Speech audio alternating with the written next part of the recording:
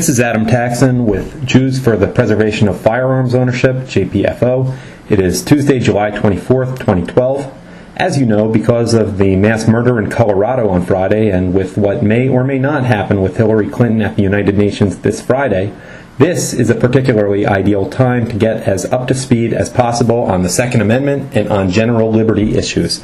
Therefore, I'm going to be, over the next few days, I will continue to be posting a lot of great Second Amendment education type pieces from our archives on our Jews for the Preservation of Firearms Ownership website, which you can find at jpfo.org, and on our Facebook page. I'm going to be posting them on our Facebook page, and you should join that page regardless of whether you're a paid member of our organization and regardless of whether you're Jewish. Don't let that deter you for sure. These are great pieces that we're going to post there and elsewhere over the next few days, but as you know, because you're listening now, I'm also providing audio versions on YouTube of these essential pieces. I'm aware many of you spend enough time each day staring at computer screens and can benefit from something you can listen to while driving, walking the dog, cooking dinner, etc., and these are relatively short. So here is the column, Violence Solves a Lot, from early in 2012. It's by the late Kirby Ferris, who passed away just in June. Here is Violence Solves a Lot.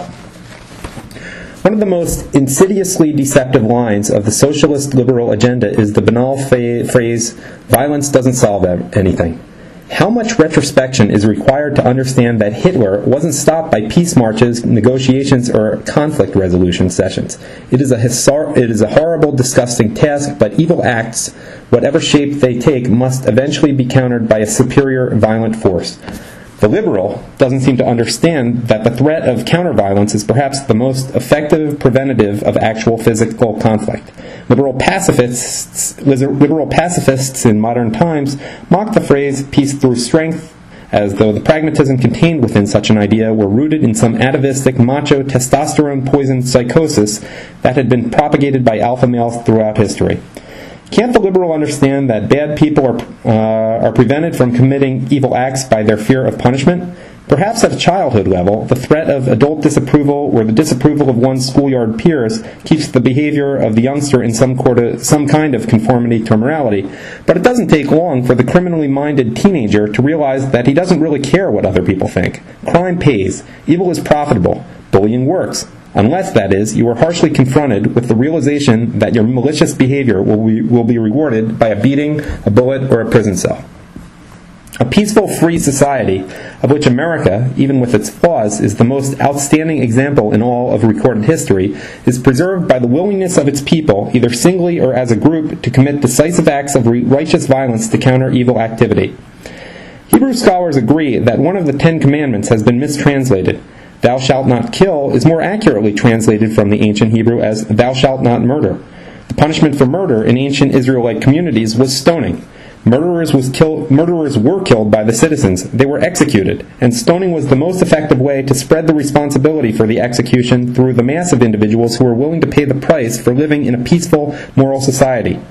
Because of its face-to-face horror, the compassionate individual would, one might imagine, actually cast the first stone, to make sure it knocked the murderer immediately unconscious, in much the same way the ethical hunter or fisherman puts his quarry out of its misery as quickly as possible.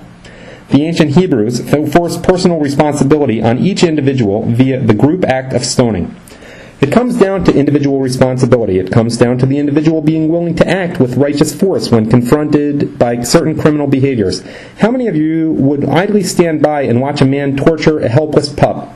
You would first yell at him to stop. If he continued, you might grab at him or throw yourself between him and the bleeding, cringing animal. What if he slaps you aside and continues his barbarity? You look around and see a 2x4 on the ground. How many of you would not take that 2x4 to the man with a clear conscience? Sorry, there are no cell phones around. You can't call the cops or the Humane Society. You have to act now. What do? Are you really going to stand by and watch the travesty, all the time telling yourself that violence doesn't solve anything? If you would club the animal torturer with a 2x4, how much quicker should you come to the defense of a human victim? I grew up in the Marxist, socialist, namby-pamby Bay Area, and I wish I had a nickel for every time I heard some pompous person tell me I could never kill anyone.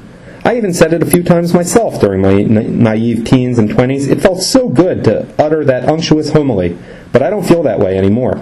I I would kill another human being. I would do it to save my own life or the life of an innocent victim. The act would probably make me physically ill. I might have to live with it in my mind for the rest of my life, but I pray I would have the courage, yes, courage, to stop consummate evil with whatever means became necessary. And it is for this reason that I am a fervent advocate of the right of the law-abiding and sane individual to possess and carry a firearm. The right to self-defense is not only a right guaranteed to us by the Constitution, it is a duty, a command of nature and nature's God, to quote Jefferson, that each of us must confront if we are to preserve freedom and moral civilization in our communities and nation. Modern-day gun control is not something invented in America by Dianne Feinstein and Barbara Boxer. Adolf Hitler used firearms and ammunition registration to create the paper trails that facilitated the eventual confiscation of the firearms of his opponents in Nazi Germany. America's Gun Control Act of 1968 bears such an amazing resemblance to the Nazi German law that every schoolchild should be made aware of the similarity. Or perhaps we should all think about a very simple fact. Slaves can't own guns. Perhaps the world isn't the way we wish it would be. We all might wish that evil men could be persuaded from their vile behavior with bleeding heart entreaties, a kiss on the cheek, or proper toilet training. But it ain't that way, folks. Pacifism is a sickness, an actual moral perversity, and dangerous when its effects spread to anyone else besides the pacifist. You may choose to walk to the cattle car, but damn you if you let your children be led up the ramp. You must never allow any group or government to steal your right to exercise armed lethal force in a just situation. One of the greatest instructors in the defensive use of firearms used to say to his graduating classes, "May you never have to use what you have learned here." And in that spirit, I would like to see an American citizenry that is armed to the teeth and as skilled in the use of pistols and rifles as we are in the driving of automobiles. Am I insane? Somehow, looking at the tragic lessons of history, I don't think so. The end.